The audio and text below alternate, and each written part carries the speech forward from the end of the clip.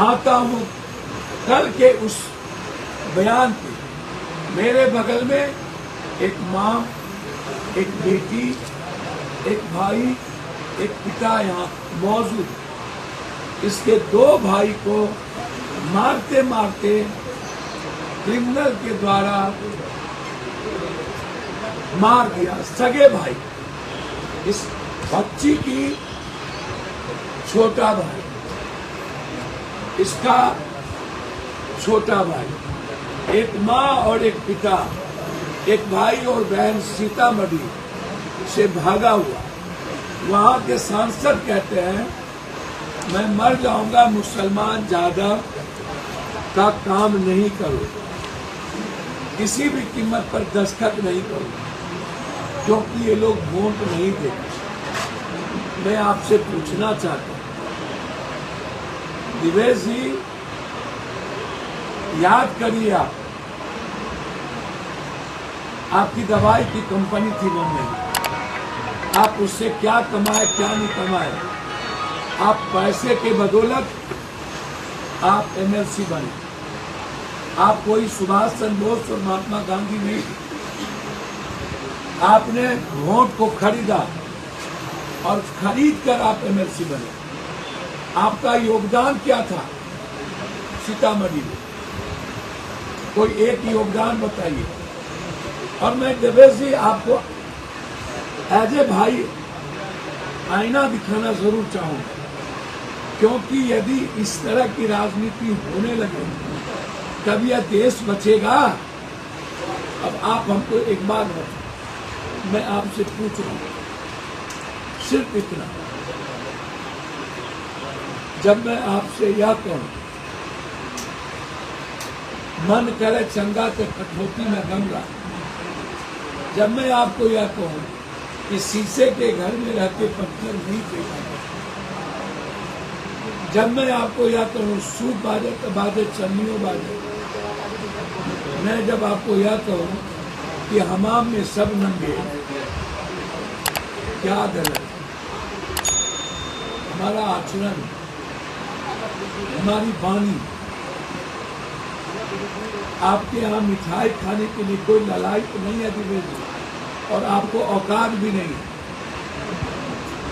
सीतामढ़ी में न जाने अनगिनत घटनाएं हुई जिसमें यादव और मुसलमान नहीं थे, ब्राह्मण थे। अस्पतालों में भी, बाजार में घटना घटी, दुकानें जली, इतने मौतें हुई, इतनी मर्डर हुई। आप एक बार भी किसी घटना में गए? जब किसान पर गोली चली थी तो पप्पू यादव सबसे पहले सीतामढ़ी में, याद है, 3 किसान मारे गए थे। आपकी पैदाइश भी हुई थी सीतामढ़ी में। जब दंगा हुआ था सीतामढ़ी में पहला, याद है, जिसमें पप्पू यादव लगातार 14 दिन अनवारुल हक के घर पे रह के दंगा खत्म किया। हम क्या करें? हमको कोई वोट नहीं देता मुख्यमंत्री पीएम बनने के लिए। कोरोना में एक एक लोगों को पहुंचाए। आपकी तो दवाई की फैक्ट्री थी ना, आप रेमडेसिविर पहुंचा देते। आप घर से निकले थे, पटना के बाढ़ में यादव और मुसलमान नहीं था, दिवेश ठाकुर, भूमिहार, बैस, लाला, मरवारी, दलित लोग थे। हम 12 दिन खाना खिलाते रहे। क्या पूछते वोट दिए है कि नहीं? उसके बाद एमएलए नहीं गया, सुशील मोदी भाग गए, फिर वोट दे दिया लोगों ने बीजेपी को ही। तो क्या कहते कि कोरोना में आपने बाढ़ में वोट दे दिया, कोरोना में नहीं देने का। भाई बाहर दिवेश ठाकुर, आपकी ये नफरत हिंदुस्तान की आजादी के बाद पहला शख्स होंगे आप। यह वही शब्द हो गया जो नाथूराम गोडसे ने बात कही, और आपको नाथूराम गोडसे को भी टप गए।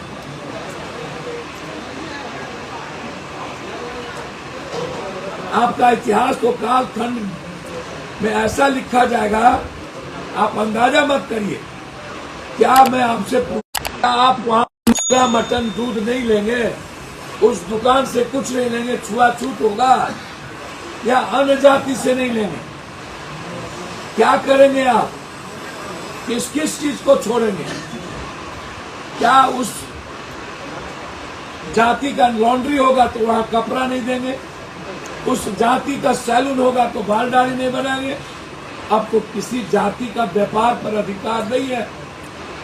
अब तो सुलभ शौचालय में भी 90% ब्राह्मण समाज के लोग काम करते हैं। उनके हाथ में लॉन्ड्री का काम भूमिहार समाज के लोग करते हैं, सैलून का काम राजपूत समाज के लोग करते हैं। अब तो दूध का काम मुसलमान और सभी जाति के लोग करते हैं। जलकर का काम राजपूत, भूमिहार, जादव सब करता है। अब निषाद, मल्लाह, गोरी नहीं करता है। अब तो सारी जाति ने अधिग्रहण कर लिया, जाति कहाँ बची? दिनेश जी, मेरा एक आग्रह है, आप रिजाइन कर दीजिए।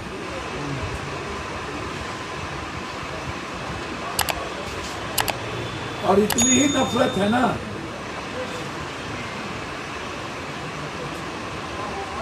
तो आप खड़े हो जाइए उन लोगों की पंक्ति में जो अलगाववाद से। मैं हाथ जोड़ता हूं आपको, इसके लिए आप क्षमा मांगिए। आपका न कोई संघर्ष है, न आपका सामाजिक आधार है, न आपका कोई मानवीय मूल्य है।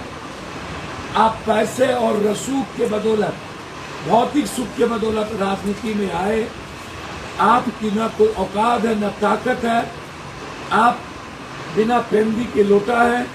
आप कनगोजर है, जिस कनगोजर में कोई हड्डी नहीं होता। आप सुग्गर के गुण है।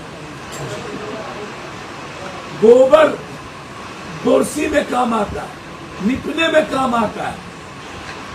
सुग्गर के गुण किसी में काम नहीं आता। आप किसी में काम नहीं आता, समझे? जितना घी डाल ले गोबर पर, महक तो गोबर की ना आएगी। जितने बार MLC MP हो जाइए आप लोग, होइएगा तो बीजेपी, नीतीश जी और लालू यादव के न भरोसे। अपनी औकात है। अब मैं आऊंगा आपसे इतना ही कहने। आपको चैलेंज है कि आप डालिए कहां गए और किस किस घटना में मदद की। एक, कब आप कहां गए। दो, क्षमा मांगिए।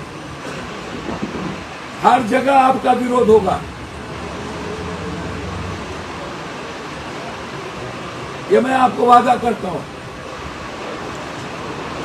आप चैलेंज नहीं कर सकते हैं इस देश की किसी भी जाति, किसी भी धर्म और वर्ग को। अब वो दुनिया नहीं है, वर्ल्ड देख रहा है।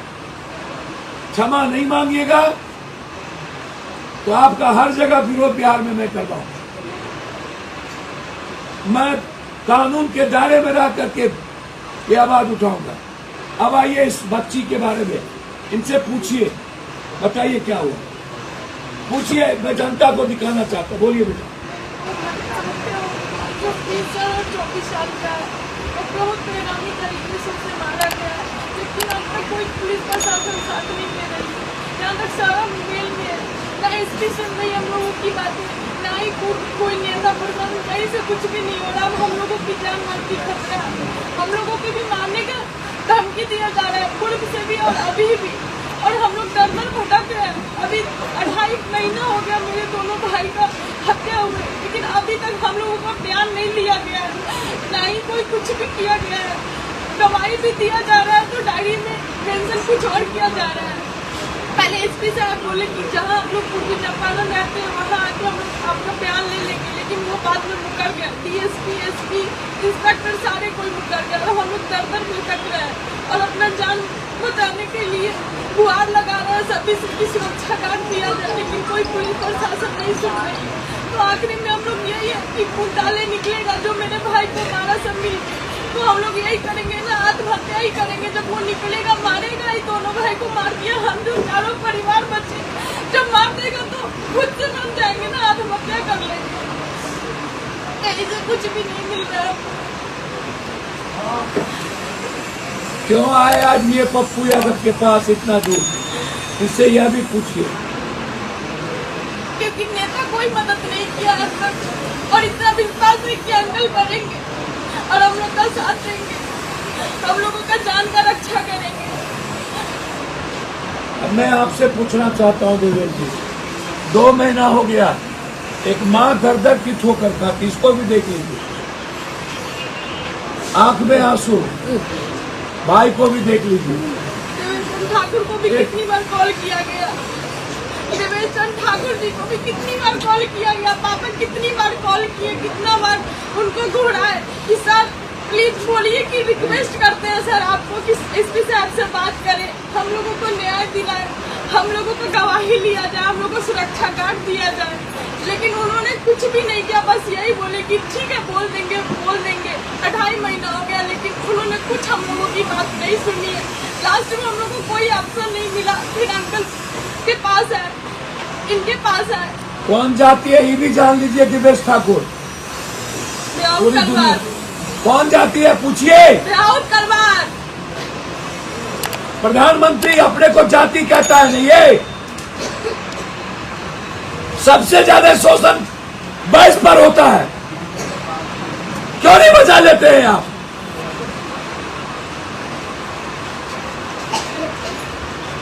क्योंकि वो कमजोर वर्ग है और उन्होंने लिखत दे दिया है कि ये वोट बीजेपी का होगा, इसीलिए उसे न्याय नहीं मिले कहीं।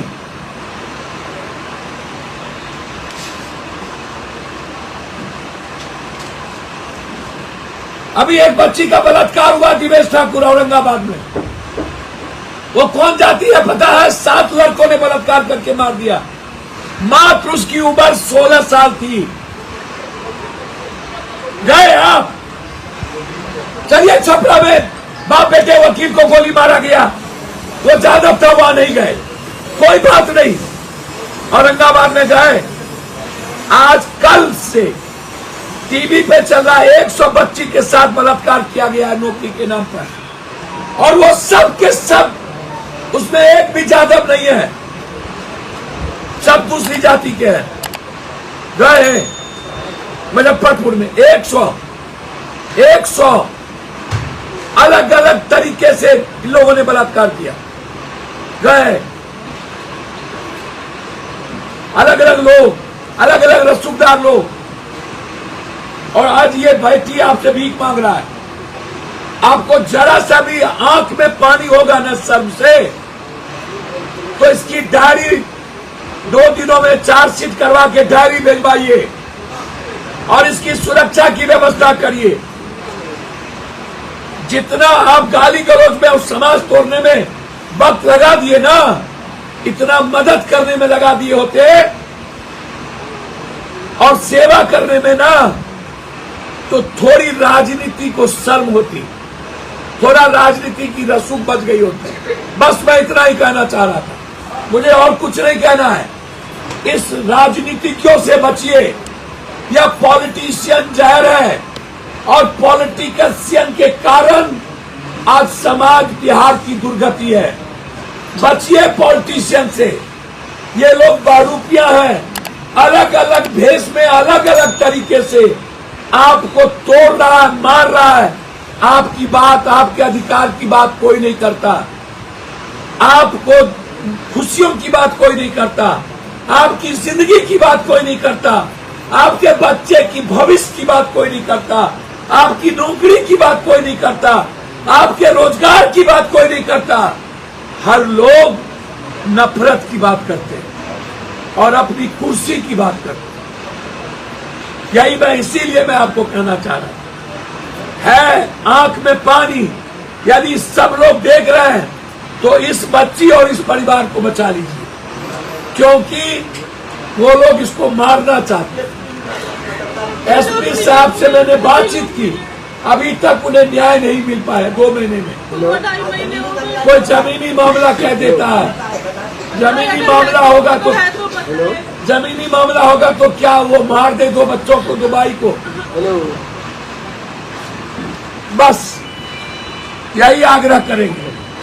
औकात है ना दिवेश जी, तो भ्रष्टाचार से ब्लॉक को मुक्त करा लीजिए। औकात है ना तो थाने से भ्रष्टाचार को मुक्त करा लीजिए। है हैसियत, है ब्रोकर माफिया से बचाने का शहर, औकात है तो बचा लीजिएगा जमीन के दलालों से। और मैं आपको चैलेंज करता हूं, औकात है तो पूर्णिया आकर के एक दिन दिखा दीजिएगा पूरी सत्ता। हम आपके ब्रोकर माफिया भ्रष्टाचार को 3 महीना में मिटा ना दे तो मेरे पैदाइश में फर्क होगा औकात को आप